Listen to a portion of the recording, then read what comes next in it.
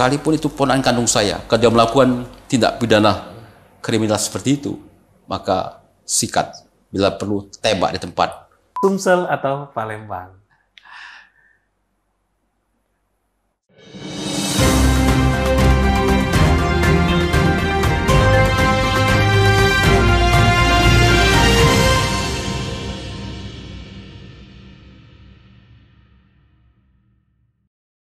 Assalamualaikum Kak Jonci. Assalamualaikum warahmatullahi wabarakatuh. Adinda Raden. Apa kabar, sehat Kak? Alhamdulillah sehat. Alhamdulillah sehat. Sangat bangga sekali kami Kak ketemu dengan sosok pelopor perdamaian yang dinobatkan oleh Kementerian Sosial. Mungkin kita sedikit ngobrol berkait dengan kaitannya dengan apa visi dan misi Bapak sebagai Bupati Empat Lawang dan apa saja yang sudah Bapak lakukan di Kabupaten Empat Lawang selama Bapak memimpin. Salah satunya boleh dijelaskan sedikit nih Pak. Empat Lawang mempunyai visi dan misi itu Empat Lawang Madani. Boleh dijelaskan sedikit Pak, seperti apa sih perwujudan Empat Lawang Madani itu? Ya, sekilas dulu. Saya mewujudkan Madani itu kan singkatan dari makmur, aman, damai, agamis, nasionalis dan indah. Kenapa terinspirasi Madani? Sebagai seorang Muslim kita harus percaya dan kafah bahwa yang terbaik itu Islam. Tarikh Islam atau sejarah Islam mengatakan bahwa Rasulullah itu perwujudan real tatanan masyarakat Islami ketika membentuk pemerintahan di Madinah. Madinah dikenal dengan tatanan masyarakat Madani, ya, masyarakat civil society yang kuat. Ya, Madani itu itulah sebuah cita-cita, sebuah keinginan, gambaran masyarakat yang ingin saya bangun di Palawang. Itu Madani. Karena saya yakin betul bahwa yang terbaik itu adalah agama Islam dan suri tauladan kita itu Rasulullah Muhammad Rasulullah SAW. Itu Madani. Sehingga saya membuat akronim atau singkatan Madani itu. Kalau saya jadi bupati, saya ingin mewujudkan tadi visinya makmur, aman, damai, agamis, nasionalis dan indah. Jadi kaitannya dengan keamanan tadi Pak ya. Ya. Jadi saya melihat dan beberapa pemberitaan juga menyebutkan bahwa untuk angka kriminalitas di Empat Lawang yang selama ini tinggi, di masa kepemimpinan Bapak sendiri sudah turun nih jauh Pak. Ya, lebih dari 50%. Alhamdulillah. Itu kiatnya seperti apa sih Pak? Apa yang Bapak lakukan sehingga agak kriminalitas itu bisa... Sebelum sampai ke situ, sampai konsep, program apa yang akan saya perbuat pada itu masih calon bupati kampanye. Saya melakukan research, survei, melalui lembaga yang kredibel, SMRC, Saiful Mijani. Saya ingin tahu apa yang diinginkan oleh masyarakat Palawang. Kalau saya jadi bupati, kalau saya dipercaya. Harapan mereka, amanah mereka pada saya kalau jadi bupati apa? Skala prioritasnya. Ternyata dari survei itu, masyarakat Palawang itu minta saya mengamankan Palawang. Itu yang paling tinggi, 76% masyarakat. Kalau saya jadi bupati, mereka ingin agar Palawang aman. Artinya ada harapan besar kalau saya jadi bupati bisa mengamankan itu. Sehingga saya kemaslah materi kampanye itu, tadi dengan visi Madani, yang kita sekarang sudah menjadi visi daerah, dulu masih visi calon dari hasil survei itu. Saya katakan kalau saya jadi bupati, insya Allah 6 bulan paling lambat, Empat Lawang aman. Kalau sampai 6 bulan saya jadi bupati Empat Lawang masih tidak aman, saya siap mundur, meletakkan jabatan, mencopot cupu bupati itu. Saya kampanyekan kemana-mana. Orang banyak yang mengatakan, apa bisa? Karena Empat Lawang itu daerah yang Texas, daerah yang keras, daerah tempat begal, tempat penodongan di mana-mana. Dan itu sudah bukan rahasia umum lagi. Siapa pun mengatakan, awas, jangan lewat di Empat Lawang di atas jam 3 sore. Kalau tidak, kau pasti terampok. Ada stigma seperti itu. Sehingga orang mengatakan, dari mana konsepnya? Kepolisian terbatas aparatnya, tentara terbatas aparatnya pada waktu itu.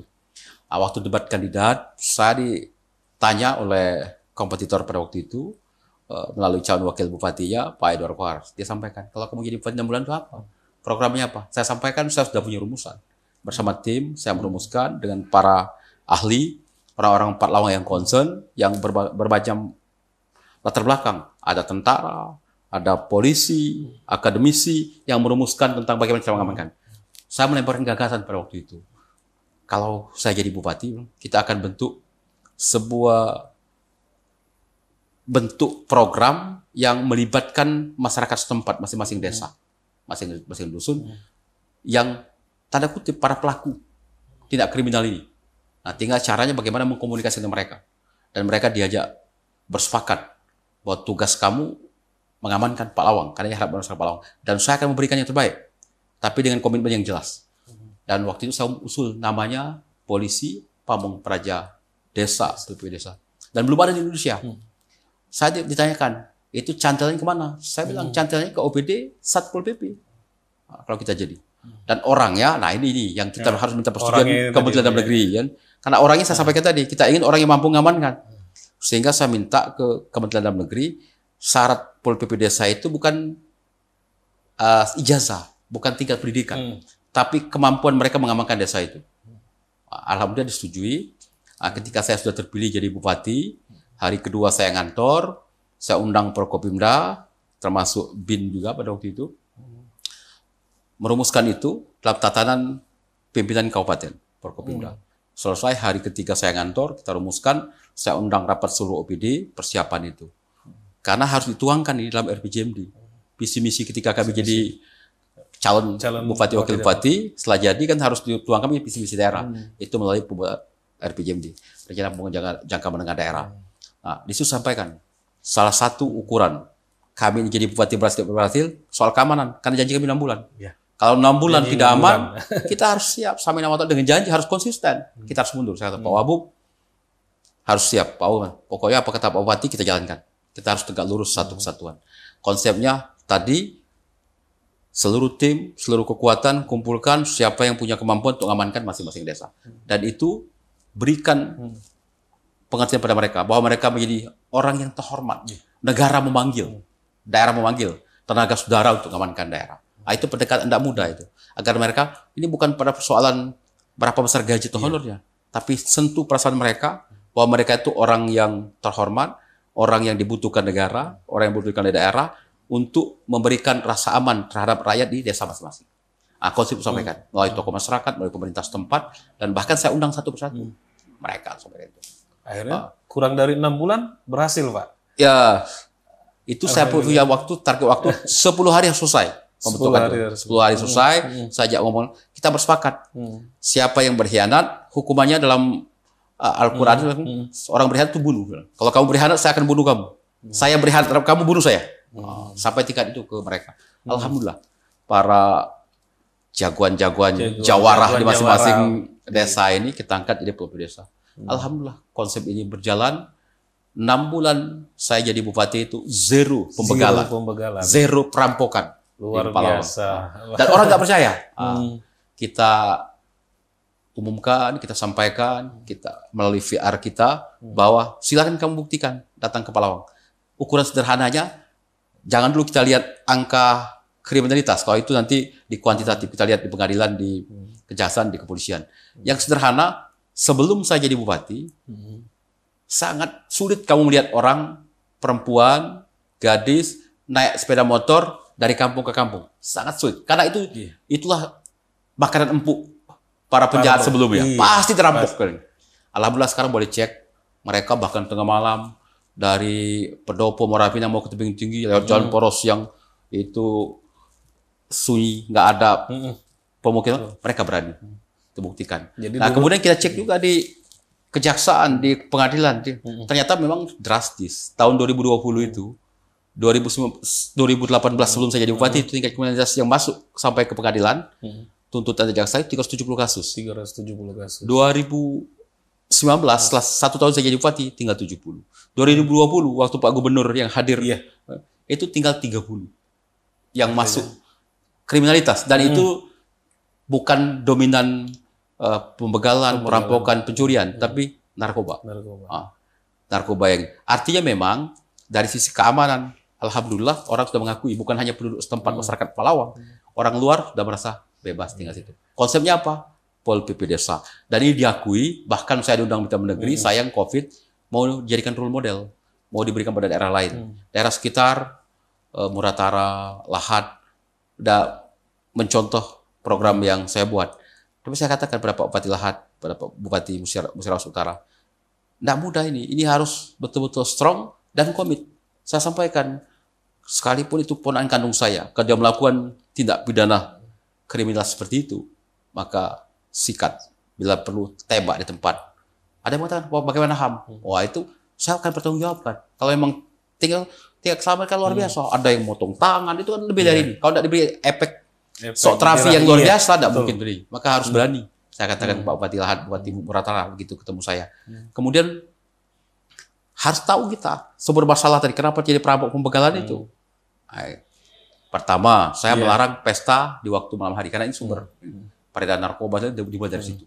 Kemudian yang kedua tentu tingkat kemiskinan. Harus cari juga bagaimana bisa menurunkan kemiskinan di daerah masing-masing. Itu yang saya lakukan. Kira-kira begitu, Dinda. Ya, jadi untuk kesejahteraan masyarakat sendiri, program apa sih yang Bapak lakukan? Untuk itu survei juga. Survei saya dulu kan, sebelum saya maju itu, masyarakat Palawang itu 93% petani. Kalau mau buat masyarakat Palawang sejahtera, tidak adalah pilihan lain, bangun pertanian. Kalau kamu bangun selain pertanian, tidak mungkin sejahtera. Karena 93% orang menggantungkan hidup pada pertanian. Maka konsepnya bangun pertanian itu, pertanian yang tradisional harus malah ke modern, kemudian berdayakan mereka, akses permodalan, knowledge, pengetahuan mereka tentang pertanian itu harus disiapkan. Maka orientasi APBD Palawang itu bangun pertanian. Bangun pertanian. Ya. Pertanian dalam artian luas, bukan cuma sekedar cocok tanam, bukan cuma tanam padi, mulai dari hulu, tengah dan hilir lakukan. Termasuk packaging, kita harus berpikir ketika pasca panen, kemana hasil panen mereka. Nah, kalau kita tidak memikirkan itu, panennya banyak, tidak ada tempat penjualan. Nah, itu yang saya lakukan. Saya mengundang, saya suka karena SDM Palawang terbatas, saya memilih untuk meng-hire pihak ketiga. Saya banyak pakai konsultan. Konsultan, kemudian ada daerah percontohan yang kita mulai. Nah, sekarang daerah Kecamatan Muara Pinang yang dulu bukan sentra padi, insya Allah 2-3 tahun ke depan bisa sentra padi. Sama dengan Pak Sumekro di Lumbung, penyangga itu. Kenapa saya bangun irigasi besar, APBN 140 miliar, kemudian saya buatkan cetak sawah. Masyarakatnya, kelompok taninya saya buat, diberikan pengetahuan tadi. Pengetahuan tentang teknik budidaya, pengetahuan tentang mengakses modal, kemudian siapkan market, pasar hasil panen mereka. Padi itu ketika sudah selesai panen kan kalau tidak disiapkan bisa turun harganya. Maka saya siapkan BUMD sekarang dalam proses perda. BUMD itu semacam nanti akan menampung hasil pertanian ketika mereka panen banyak, harganya jangan sampai drop, ditampung oleh BUMD itu. Kemudian ketika proses cocok tanam kembali itu dilakukan. Bisa memenuhi kebutuhan beras di Palawang dan beras daerah sekitar. Itu konsepnya begitu. Jadi lengkap nih Pak ya, keamanan, kenyamanan. Jadi Empat Lawang sekarang ini dikenal dengan keamanan dan kenyamanannya. Amin, insya Allah. Nah, terus untuk SDM-nya sendiri nih Pak. Jadi untuk SDM, saya melihat Bapak lebih fokus ke anak-anak usia dini ya. Jadi milenial. Jadi anak-anak mengaji. Itu bisa dijelaskan sedikit Pak seperti kita punya program di RPJB terumuskan. Syarat untuk masuk SD, SMP itu harus sudah melek baca Al-Quran. Maka saya lakukan edaran Bupati bahwa tidak boleh sekolah dasar di Empat Lawang selama menengah tingkat pertama menerima murid yang tidak bisa baca Al-Quran. Saya launching. Kenapa itu? Karena Empat Lawang itu asal muasalnya, aslinya itu memang daerah religius. Dulu sebuah kehormatan ketika jadi kiai, guru ngaji. Itu status sosialnya di atas, peringkat tertinggi. Nah, karena perkembangan zaman ini mengambil distorsi. Orang jadi tidak bangga masuk pesantren. Orang jadi tidak bangga masuk ibtidaya, masuk sanawiyah dan aliyah. Saya pengen itu. Perpaduan antara ilmu umum dengan ilmu agama harus serasi. Karena saya baca karya-karya besar para pemimpin terdahulu, Imam Al-Ghazali dan lain sebagainya, itu memang perpaduan ilmu umum dan ilmu agama. Majunya satu negara, maju saudara, kalau yang memadukan dua itu. Jangan dipisah, ilmu agama tersendiri, ilmu umum sendiri. Itu alamat kita akan tertinggal. Atas keyakinan itu, saya buat itu. Saya ingin 20-30 tahun ke depan, generasi yang sekarang masih DSD, SMP, SMA ini jadi pemimpin Empat Lawang. Maka harus kita siapkan mental ya. Attitude mereka harus kita siapkan. Karakter mereka harus kita siapkan. Dan visi mereka terhadap pandangan di dunia dan akhirat itu harus kita siapkan dari sekarang. Harus disiapkan dari sekarang. Maka itu. Luar biasa. Selain SDM, terus juga kalau saya lihat juga Bapak cukup aktif juga di organisasi nih Pak. cukup aktif di organisasi. Itu nggak capek Pak antara memimpin masyarakat dan memimpin organisasi? Organisasi itu udah menjadi yang menyatu di diri saya. Memang rasanya kalau tidak punya aktivitas di organisasi, ada sesuatu yang hilang. Saya sejak awal ketika masih SMP di OSIS. Di SMA itu saya di Pecinta Alam. Pendiri Ikatan Pecinta Alam di SMA Negeri 1 Tebing Tinggi Palawang itu, di Palen. Kemudian di kampus, nah ini yang menerpa, membuat karakter menjadikan saya seperti ini. Di kampus saya aktif di organisasi, di HMI, di organisasi kedaerahan di KPM Sumsel, Yogyakarta, mulai dari Komisariat Kadis Tumbuhan Lahan sampai dengan KPM Pusat Sumsel. Saya aktif sampai saya berakhir di Jogja. Kemudian di intrakampus, saya ketua BEM di fakultas. Kemudian kelompok-kelompok studi, dulu ada kelompok studi LP2M KPM Sumsel. Saya lama penelitinya sampai 4 tahunan di situ. Itu sudah jadi bagian keseharian. Dan saya berprinsip ilmu yang didapatkan di bangku kuliah melalui perkuliahan yang akademik itu, perkuliahan yang rutinitas itu bagus baik.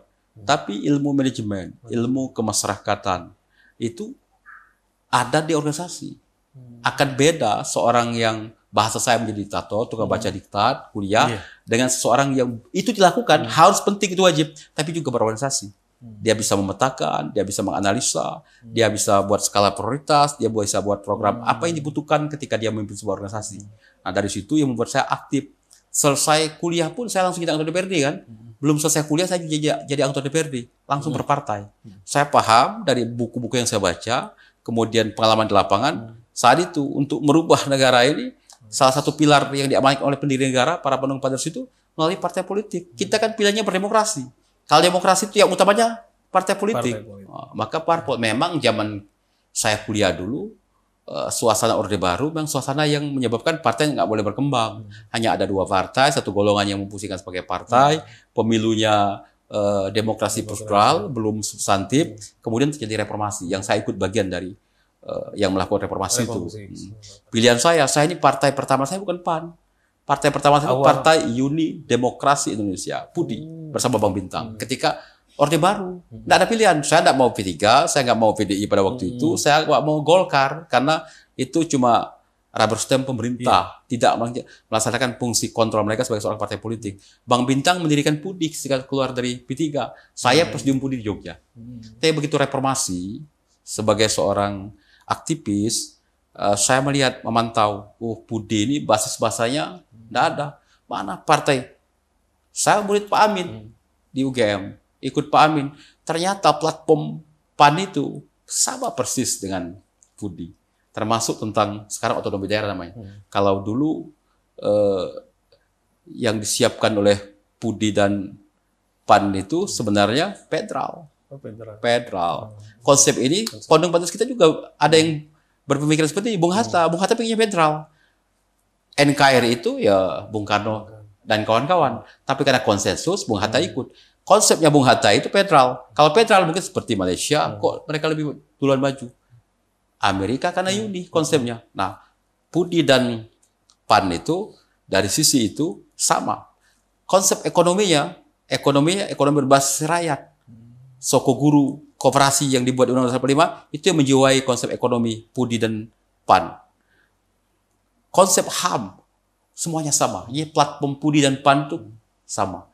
Dan saya melihat partai yang punya masa depan, ada basis konstitusi yang jelas, basis Muhammadiyahnya, PAN. Sehingga ketika reformasi, saya ketemu Bang Bintang, Bang, izin, saya akan keluar dari PUDI, saya akan pindah ke PAN. Bang Bintang marah awalnya. Saya sampaikan, Bang, partai kita, Partai Uni Demokrasi Indonesia ini, menurut analisa saya, ini tidak akan bisa jadi partai massa, hanya bisa jadi partai kader. Kalau partai kader akan tereliminasi oleh pemilu. Jadi kita perjuangan tadi sia-sia aja. Sia-sia. Apa yang ada di mana kita bisa perjuangkan di parlemen. Pak Bintang bisa memahami, saya pindah. Saya ikut Pak Amin di PAN sejak awal. Dan alhamdulillah ketika jadi mahasiswa saya pilih jadi anggota DPRD di Lahan. Jadi saya jadi anggota DPRD, berpartai, ya mudah-mudahan PAN ini sekali seumur hidup saya akan berakhir di Partai Nasional ini. Jadi anggota DPRD kemarin waktu usia Kak Jonci 28. 28 tahun, luar biasa. Sampai sekarang karir politiknya terus Ya, menanjak, terus menanjak. Dari sisi mahasiswa, saya itu mahasiswa abadi. Karena 28 tahun kan masih belum selesai. Ya, jadi anggota DPRD masih mahasiswa. Tapi dari sisi akademik, semua orang tahu, saya kan asisten dosen di kampus. Kalau asisten dosen itu nilai akademiknya bagus, IP-nya tinggi, masa studinya. Tapi karena aktif di organisasi, saya terbengkalai. Ketika jadi Skum HMI Cabang Jogja, saya harus pilih pool di organisasi atau meneruskan karir di asisten dosen. Saya ngukur kemampuan diri saya. Kalau orang tua, bapak ibu almarhum, saya kalau ingat ibu bapak, kan sebuah kebanggaan. Keluarga nggak ada yang jadi PNS. Sudahlah nak, jadi PNS. Jadi asisten dosen kan pas jadi dosen. Kalau jadi dosen, jadi PNS. PNS bisa dokter, bisa guru besar. Apalagi waktu itu sudah ditawari untuk berangkat ke Belanda untuk ngambil master. Setelah itu berangkat jadi PNS, jadi dosen tetap. Saya yakin kan orang tua saya, kalau saya jadi PNS, bayangannya sampai 1, 2, 3, mungkin 20-30 tahun saya baru bisa mengangkat harkat martabat keluarga. Pilihan saya pada waktu itu, kan politik tertutup. Saya katakan kepada orang tua, saya ingin menjadi konsultan. Saya ingin hidup di Jakarta dengan teman-teman yang ada. Saya akan fokus dengan ilmu saya pada waktu itu, ilmu lingkungan. Saya akan bergabung dengan teman yang di konsultan lingkungan. Baru percaya orang tua saya, ya sudah kalau pilih seperti itu. Oh ternyata Allah buat garis lain sebelum tamat, bukan buat konsultan gabung dengan teman-teman di Jakarta, malah berpartai. Jadi dan menjadi anggota DPR. Jadi anggota DPR. Jadi Kak Jonci pernah sebagai ketua DPRD juga, sebagai anggota DPRD provinsi, sekarang menjabat sebagai bupati. Ada keinginan lanjutan nggak sih, Kak? Apakah menjadi hidup itu kalau saya prinsip ya ambisi harus, tapi nggak boleh ambisius. Allah sudah membentangkan jalan kita bahwa seorang politisi harus punya cita-cita. Mulai jadi anggota DPRD, ketua DPRD, wakil ketua DPRD, DPRD provinsi, jadi eksekutif, jadi bupati. Ya ini panggilan tugas dan harus memberikan yang terbaik untuk bangsa dan negara. Untuk apa jadi bupati kalau tidak bisa memberikan yang terbaik? Kemudian setelah itu pasti punya cita-cita. Kalau bisa jadi gubernur, bahkan lebih dari itu. Bahkan lebih dari itu. Lebih dari itu. Itu cita-cita. Tapi segala sesuatunya kita serahkan pada Allah Subhanahu wa taala, tapi ikhtiar kita maksimal. Kita berjuang sungguh-sungguh, serius, berikan yang terbaik untuk perjuangan kita. Itu aja prinsipnya. Belum lama ini kita mendapat rumor nih, jadi rumornya ada keinginan masyarakat Kota Palembang agar Kak Jonci juga memimpin Kota Palembang. Bagaimana kita menyikapinya itu? Memang ada beberapa teman-teman, kawan-kawan di organisasi, bahkan di partai ini, yang minta saya calon wali kota Palembang. Saya sampaikan, sebagai anggota partai, sebagai kader partai, saya siap ditugaskan tempat dimanapun. Tapi tentu yang rasional. Kita lihat, coba gelindingkan di kota Palembang. Mungkin enggak? Punya kan enggak? Punya peluang enggak? Saya sampaikan. Waktu masih lama, saya bilang Belanda masih jauh. Saya kata seperti itu. Coba kita cek. Tapi tidak apa-apa. Kalau masyarakat ini, saya akan mengiyakan. Kalau diundang, saya akan datang. Saya akan berikan yang terbaik untuk kota Palembang. Beberapa kali diskusi saya diundang kan tentang apa yang harus diperbuat kalau jadi wali kota. Pertanyaan seperti itu. Saya bilang, yang pertama saya harus paham dulu anatomi persoalannya ada di kota Palembang. Tentu persoalan di Kabupaten Palembang berbeda dengan yang ada di kota Palembang. Karena urban dengan rural kan berbeda. Tapi pendekatannya, saya bilang, insya Allah ilmunya, konsepnya nggak akan beda. Yang penting metodologi. Kita tahu anatomi persoalan, kita tahu metode apa yang akan kita buat, kita ingin apa yang ingin kita capai. Sehingga bergelinding lah beberapa diskusi itu. Teman-teman bahkan di Kahmi, di ICWI, keluarga besar Empat Lawang di Palembang, Seganti Suguhan di Palembang, teman-teman kampus di Jogja, banyak aktivis juga. Ya, teman-teman aktivis. Saya bilang insya Allah, ya, insya Allah itu dalam Islam 99,9%. Kalau memang memungkinkan, tapi saya harus analisa. Kita lihat dulu nanti popularitasnya bagaimana, elektabilitasnya bagaimana, dan jangan lupa juga modalitasnya juga bagaimana. Artinya sudah siap dong konsep apa yang harus diberikan di Kota Palembang nanti. Insya Allah, kalau itu kita ini. Dan saya ini bukan orang hebat, bukan. Tapi teman-teman banyak. Yang penting teamwork itu penting. Jadi selalu saya berpikir mimpin itu dengan tim yang kuat, macam-macam. Ada akademisnya, ada bisnismennya, ada tim media dan IT itu penting sekali. karena keterbatasan penglihatan kita, keterbatasan pendengaran kita butuh orang banyak. Kalau dengan tim itu insya Allah lebih paripurna, lebih konseptual menyelesaikan sebuah persoalan. Oke, luar biasa. Diskusi dengan Kak Jonci ini nggak bakal ada habisnya. Kita. Insya Allah. Jadi, tukar pikiran sharing, Adinda Raden. Betul, Kak Jonci. Jadi mungkin ini suatu sharing juga terhadap sahabat-sahabat Info Sumsel TV juga. Jadi apa yang menjadi harapan dari teman-teman penonton setia Info Sumsel TV juga. Ya. Iya. Jadi mungkin untuk closing statement-nya mungkin ada sedikit pilihan pertanyaan. Jangan yang susah pilihnya. Membaca atau menonton, Kak Jonci? Pilihannya? Iya. Membaca atau menonton? Lebih suka? Terus terang, membaca. Karena mungkin budaya juga. Dulu ada yang tonton ketika di kampung. Kalau buku banyak bacanya. Sehingga membaca sampai sekarang. Jadi saya tuh nggak bisa tidur kalau belum baca.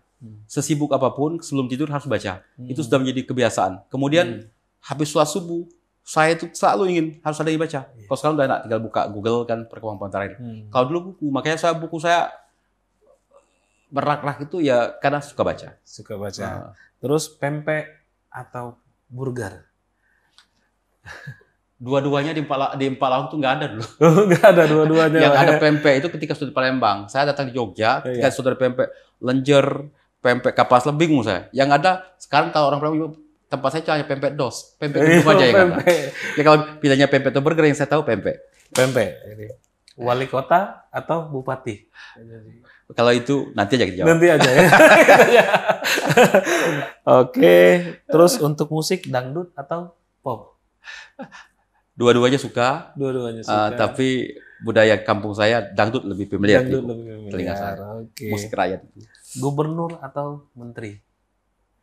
Kalau bisa dua-duanya, habis gubernur. Kalau bisa dua-duanya, betul. Terus Sumsel atau Palembang? Sama saja. Sama saja. Pengabdian beda pengabdiannya.